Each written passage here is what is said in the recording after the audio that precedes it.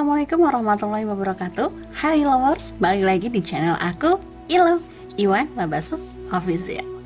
Kali ini aku akan mengulas alur cerita drama Korea yang berjudul The Penthouse Season 2.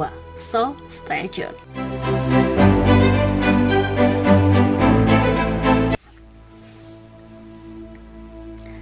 Sebelum aku mulai seperti apa ceritanya, yuk klik tombol like, comment, share, subscribe, and bunyikan loncengnya biar kalian gak ketinggalan cerita seru dari aku. Siapa sih yang gak kenal dengan drama satu ini? Pasti kalian udah bisa menebaknya ya. Yes, The Penthouse Season 2. Drakor yang mendapatkan rating tertinggi di Korea saat ini memasuki season kedua. Season pertamanya yang dimulai 26 Oktober 2020 mendapat sambutan luar biasa dari pecinta drakor di seluruh dunia, termasuk Indonesia. Selain karena dibintangi para aktor dan aktris ternama seperti Lee Ji Ah, Kim Soo Hyun, dan Yoo Jun Ho, The Penthouse juga menyuguhkan jalan cerita tak biasa dengan setting apartemen mewah 100 lantai. Banyak penonton yang bertanya-tanya, apakah apartemen dengan nama Herapolis ini benar-benar ada di dunia nyata?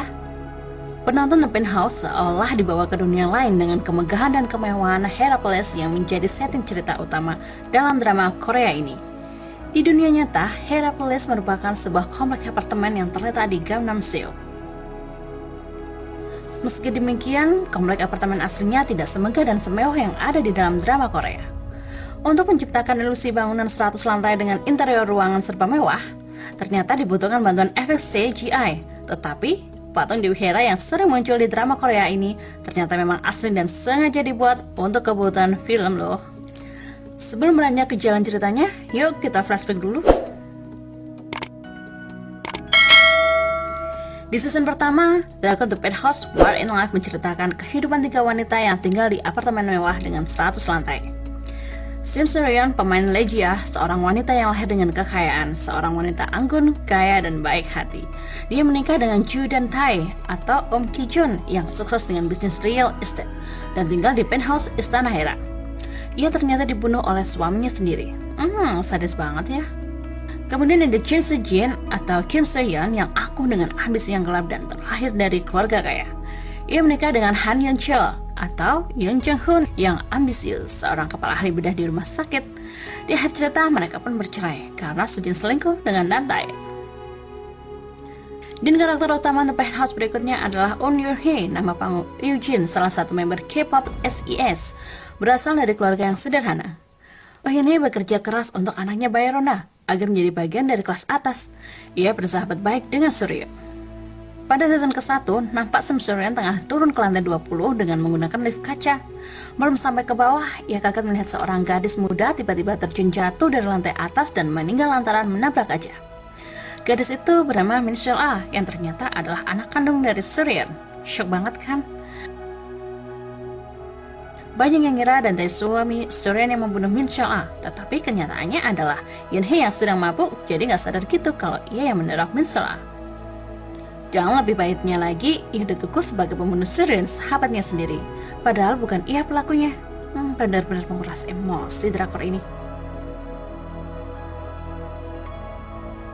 Nah, di season 2 kali ini kita akan disuguhkan dengan kisah yang fokus pada solidaritas dan pengejaran balas dendam yang menegangkan di antara sekelompok wanita yang tidak akan berhenti untuk melindungi anak-anak mereka.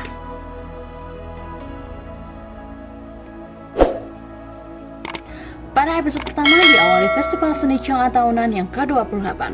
Patung emas mengkilap berdiri di atrium utama ketika Soo Jin mengumumkan pemenang hadiah. Namun, sebelum Soo Jin membaca nama pemenang, terdengar teriakan melengking dari luar. Tamak semua orang yang ada di situ kaget dibuatnya. Beberapa orang keluar, kepo ingin tahu ada apa sih? Iya, seorang wanita jatuh dari tangga dengan gaun putih, berlumuran darah dan tampaknya tewas. Dan Tae melihat gadis ini, ia menatap yang lain dengan terkejut. Siapa ya kira-kira, guys? Coba tebak. Apakah Yarona, Jennie, Yeonbil, Oh Se-kyung? Kalau udah tahu jawabannya, komen di bawah ya. Kita tarik mundur 4 bulan sebelumnya di kota New York. Soo Jin tampil pada pertunjukan opera untuk menghibur tamunya. Penampilannya sangat mengagumkan dan mendapatkan tepuk tangan yang meriah serta pujian dari semua yang hadir di sana. Orang Korea Amerika memberi dia selamat hingga telepon berdering. Itu tandanya Dan Tae menanyakan tentang keadaannya. dan kini sedang berada di Korea mengawasi proses pembangunan gedung opera sempurna untuk pertunjukan tahunan SMA Cheong-a. Katanya sih ia nggak sabar menunggu pacarnya balik.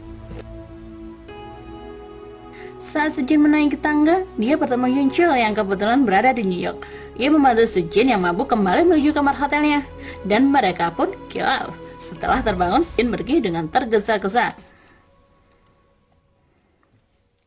Di sisi lain, di negara Korea sendiri, saat Dantaya bersenang-senang dengan dua orang perempuan di klub, tiba-tiba orang kepercayaannya datang dan memberitahu sesuatu tentang kekilafan yang terjadi antara Sejin dan Yoon Chul. Ia mengutus preman untuk memukuli Yoon Chul, menyeretnya menuju dermaga dan memukulinya dengan pipa timah, mematahkan tangannya dan menjatuhkan ke sungai. Ngeri ya. Sejin pulang ke kampung dan berpapasan dengan anaknya Yoon Bil yang masih bersikap angkuh. Sesampainya di penthouse, ia tampak senang karena mendapat hadiah. Sebelum ia mendadak berubah raut wajahnya, karena isi dari hadiah itu kebetulan ada potret dirinya yang berlumuran darah dan juga ucapan, "Mati, mati saja." Rupanya ini bukan hal pertama kalinya terjadi, dan dia yakin bahwa Yoon Hee berada di balik ini. Pada saat Dantaya mengetahuinya, dia pun memberitahu Sujin untuk tidak merasa khawatir. Yoon Hee hilang setahun lalu dan polisi sedang mengejarnya. Tidak mungkin mampu mengatur hal seperti ini.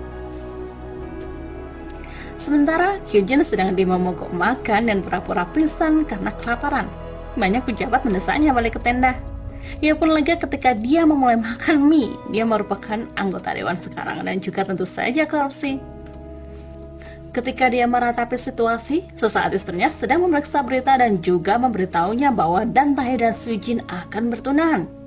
Hal ini berarti perusahaan mereka akan bergabung sehingga mau tidak mau akan meroketkan harga saham mereka. Sementara itu, di sekolah, Yoon Bil tiba-tiba dikelilingi anak laki-laki dan perempuan yang melakukan penawaran untuk pergi ke restoran bersamanya atau sekedar jalan-jalan sampai di mejanya pun terhidangan begitu banyak makanan kesukaannya. Tapi tak ada satupun tawaran yang ia terima. Ya maklumlah, ia anak direktur SMA Cheong-a.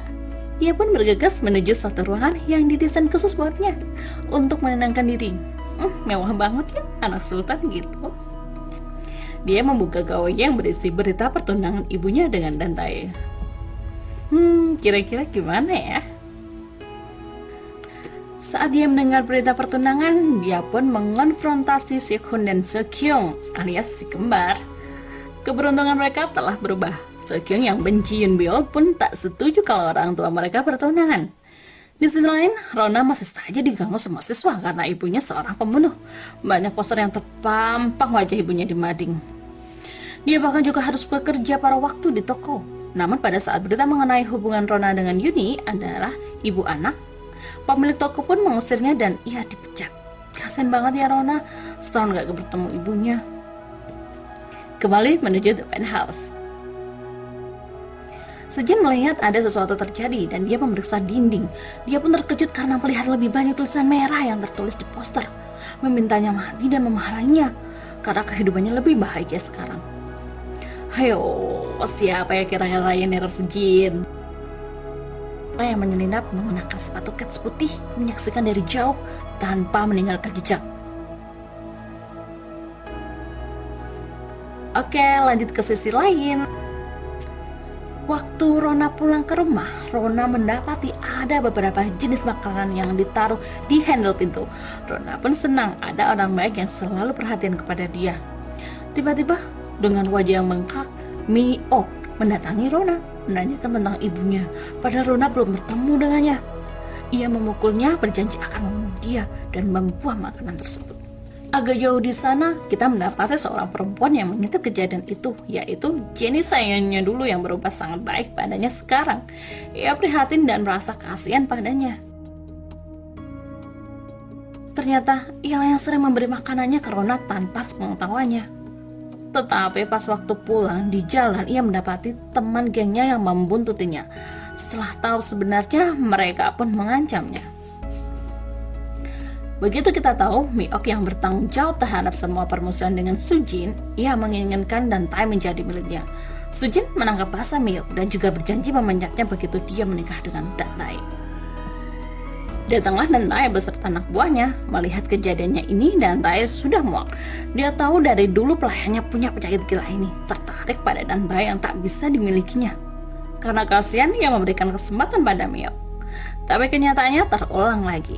Dan Tae memencatnya, tapi ia mohon agar tidak dipecat. Dia meminta anak buahnya memukilinya dan juga membawanya kembali menuju apartemennya. Beberapa hari kemudian, dan Tae membuat lamaran mewah untuk Sujin di penthouse, lengkap tanda yang bertuliskan Mimi Mimi, dan juga semua teman mereka pun bertepuk tangan. Sebelum memasang cincin di jari Sujin, polisi datang dan menangkapnya atas tuduhan pembunuhan Suryeon, istrinya yang terdahulu. Dengan borgol, dia pun dibawa pergi ketika petugas mengklaim bahwa laporan yang dibuat Miok untuk pembunuhan ini. Usai mengakuinya, dia pun ditemukan tewas di apartemennya. Dengan catatan mengklaim, jika dia tidak dapat memiliki dan Tae, maka ia akan menghancurkan dan Tae. Dia juga meminta maaf terhadap Yunhee dalam catatannya. Semuanya berubah pada saat Yunhee muncul di kantor polisi. Senyuman masam yang terlihat saat dia berjalan pergi dengan rela menyerahkan dirinya terhadap petugas. Dia mengklaim dia tidak membunuh Suryeon dan juga mempertaruhkan nyawa putrinya. Pengacara dan Tae mengklaim polisi mungkin juga akan membuka kembali kasus pembunuhan tersebut. Ya, mereka membuat rencana mencoba dan mengarahkan ini sesuai keinginan mereka sendiri. Kenapa dan Tae bisa jadi tersangka setelah Yuni dinyatakan sebagai pembunuh? Sebelum Yuni menyerahkan diri ke polisi, Yunhee kembali menuju kota dan menyaksikan Rona dari jauh dan mengikutinya. Rona mendapat pesan kalau ada seseorang yang sedang mencari pekerja paruh waktu dan mendatangi rumah tersebut. Tak disangka penghuninya adalah Yang Miok, lalu menarik gadis tersebut menuju ke dalam dan mencekiknya. Syukurlah Yunhee menghentikannya. Miok pun juga mau membunuh Yunhee dan Logan mendatang menyelamatkan Yunhee dan ia berusaha menghentikan Miok yang mencoba bunuh diri dengan melahap seluruh tumpukan pil dan juga berjanji menunggu pimpinannya di alam sana dan ia pun tewas.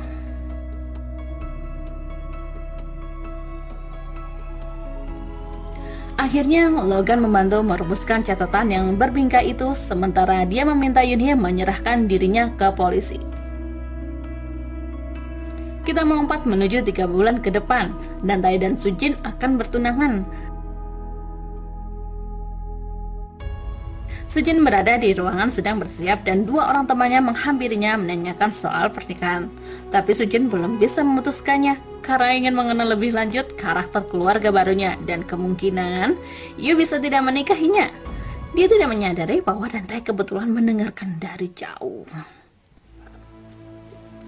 Acara pun dimulai saat memotong kue, helikopter seketika muncul dan meniup semuanya. Perayaan hancur dan semua yang hadir pun jatuh. Sebuah helikopter mendarat di sebelah tempat acara berlangsung. Siapakah ia? Ya, ia Hyunshil bersama istrinya Yunhee yang mengecat rambutnya berwarna ungu muda. Dia pun memberi selamat kepada Sujin terhadap pertunangannya dan bersambung. Oke guys, sampai di sini dulu ya. Pelajaran yang kita ambil dari tayangan ini adalah mogok pun butuh tenaga, so jangan paksakan diri buat mogok makan karena akan memperburuk keadaan. Hingga teribu, jaga kesehatan dan keluargamu. See ya.